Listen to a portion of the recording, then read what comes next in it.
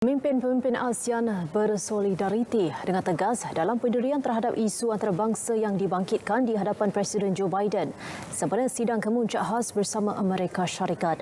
Perdana Menteri Datuk Seri Ismail Sabri Yaakob berkata beliau telah menyeru semua negara menghormati pendirian ASEAN dalam perkara itu. Perdana Menteri antara lain membangkitkan isu Palestin yang masih berlarutan semasa pertemuan itu dan menggesa Washington menggunakan pengaruhnya dalam menyelesaikan konflik berkenaan. Hani Muhili melaporkan. Jelas Datuk Seri Ismail Sabri, pemimpin ASEAN juga menunjukkan pendirian bersama ketika membincangkan isu Rusia, Ukraine dan Laut Cina Selatan. Malaysia menegaskan bahawa negara-negara Asia Tenggara turut terjejas akibat perang, terutamanya dari segi kenaikan inflasi dan harga makanan.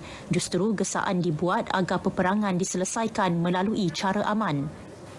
Saya kata perang tidak menguntungkan sesiapa. Malah perang merugikan. Itu yang pertama. Dan yang kedua saya kata perang walaupun berlaku di Ukraine, perang ataupun konflik berlaku di Ukraine, yang suffer adalah negara yang tak ada kena-mengena pun, termasuk Malaysia. So, jadi saya kata semalam pun sudah sebut, Amerika mesti menggunakan pengaruh dia untuk menyelesaikan isu. Malaysia juga merupakan satu-satunya negara yang menekankan Amerika perlu jujur dalam menyelesaikan isu Palestin. Kita menegaskan bahawa Malaysia minta supaya Amerika menggunakan kuasa dia dan memastikan isu Palestin dapat diselesaikan dengan segera.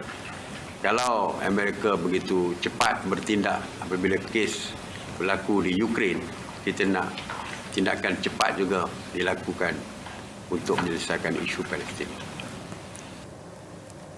Perbincangan antara pemimpin ASEAN dan Biden berlangsung di Jabatan Negara Amerika Syarikat selama hampir 3 jam. Sebelum itu, pertemuan diadakan bersama Naib Presiden Kamala Harris yang antara lain menekankan komitmen yang berterusan terhadap Asia Tenggara selain mengiktiraf kepaksian ASEAN. Harapan Malaysia agar Amerika Syarikat dapat memainkan peranan termasuk dialog untuk penyelesaian damai berhubung situasi di Ukraine bukan secara bersendirian. Pendapat sama disuarakan secara solidariti anggota ASEAN yang lain. Selain itu, penindasan sistemik dan pembunuhan mereka yang tidak bersalah oleh Israel, kuasa penjajah, perlu dihentikan. Pembunuhan Shirin Abu Akleh, seorang wartawan di Tebing Barat baru-baru ini adalah sesuatu yang dikecam dan langsung tidak boleh diterima. Di peringkat rantau, Malaysia komited untuk merealisasikan persetujuan 5 perkara 5PC seperti dipersetujui para pemimpin ASEAN pada April 2021.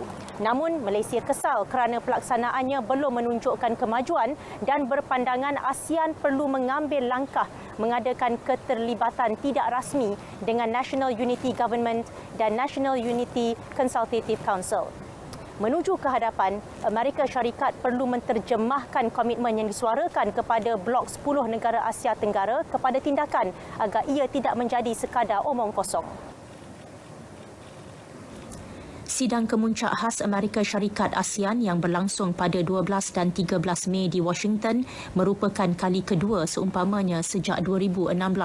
Satu kenyataan visi bersama dihasilkan meliputi komitmen ASEAN dan Amerika Syarikat untuk terus mempertingkat kolaborasi demi manfaat bersama. Hani Muhili, Washington.